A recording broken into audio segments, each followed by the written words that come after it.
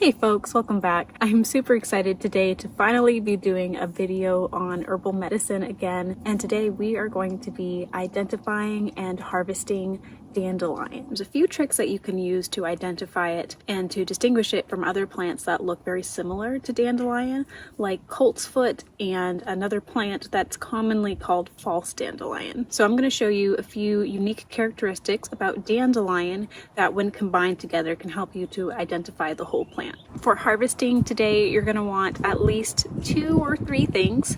A pair of gloves if you don't like getting your hands dirty. I'm not wearing gloves today because I don't mind getting my hands dirty. And you'll also want a basket or something to collect your dandelion root and the dandelion leaves in.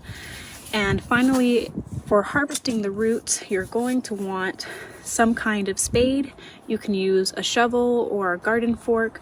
I find that this small spade is super useful and plenty for picking most dandelion roots. So let's go look for some dandelion. There may be no plant in the Western world that has gotten quite as bad a rap as dandelion, so thank goodness it continues to persist despite our attempts to eradicate it in pursuit of the immaculate and sterile American lawn. Dandelion is truly a gift not only to the health of humans, but for the health of ecosystems. Growing in the compacted soils of disturbed areas, its taproot mines for minerals deep underground where gentler plants can't reach, bringing these essential building blocks up to the surface where it can be accessed by other species. It will also happily grow just about anywhere else. Now let's talk about how to identify dandelion. Dandelion has a brown taproot and rosette leaves that emerge in layers from a single point. The leaves are toothed and lack spines or spikes. The stem is hollow and filled with a white latex sap, and each stem produces one bright yellow flower. Dandelion has a few lookalikes that can cause misidentification, so they're worth mentioning here. Coltsfoot has yellow flowers that look like dandelion, but look closely and you will notice that the stem is covered in scales.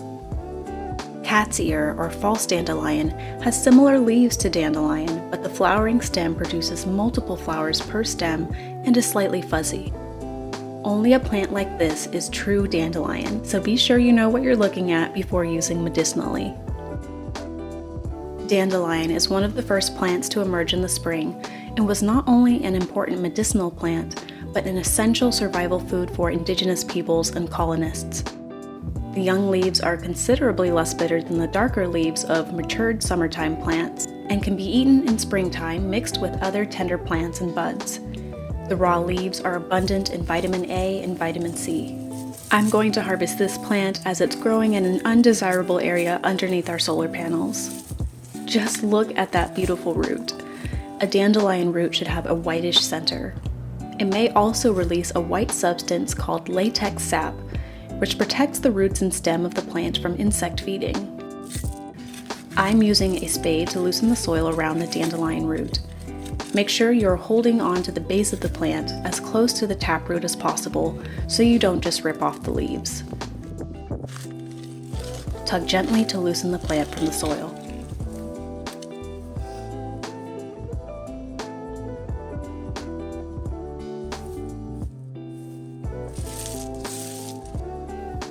Foraging for dandelion can be a fun and relaxing activity, but there are a few places you should not harvest dandelion.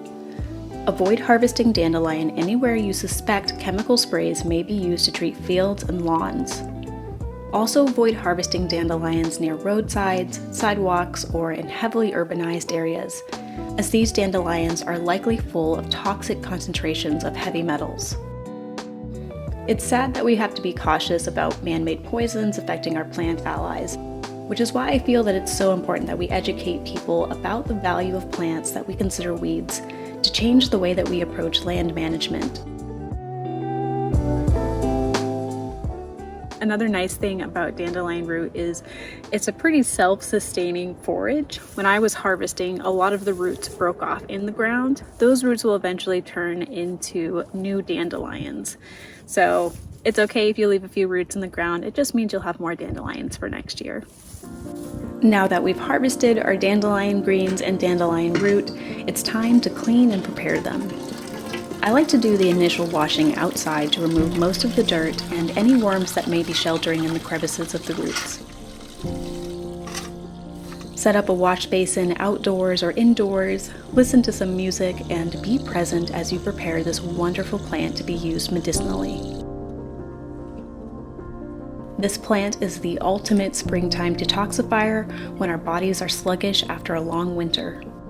You can use both the roots and leaves fresh, eaten in a salad, or in the case of the roots, steamed or sautéed like any root vegetable. Both the roots and leaves are an effective diuretic, meaning that it helps your body to remove excess sodium in water. Amazingly, unlike pharmaceutical diuretics, which deplete potassium, dandelion restores potassium as it supports the body in expelling waste. Harvest dandelion leaves later in the summer to take advantage of dandelion bitters. Bitters, though not commonly incorporated into diets today, are an important supplement that support our body's digestive health. Bitters help stimulate the body to produce stomach acids and bile, which can help to prevent excess gas, heartburn, nausea, and indigestion. Perhaps dandelion is nature's Pepto-Bismol. Dandelion root is full of important minerals like potassium and calcium. It is an anti-inflammatory and tonic for the detoxifying organs in our bodies, such as the liver, kidneys, and gallbladder.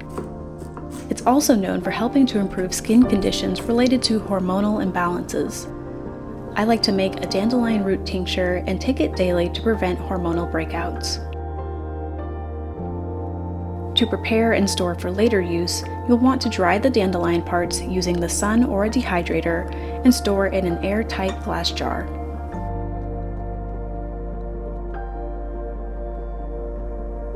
I will be releasing a video this summer covering the different preparations that can be made using various parts of the dandelion, so make sure to subscribe to the channel and hit the bell icon to be notified as soon as these videos are released.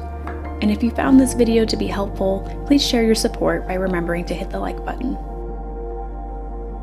Thank you for joining me on this foraging adventure, and I will see you soon in the next video.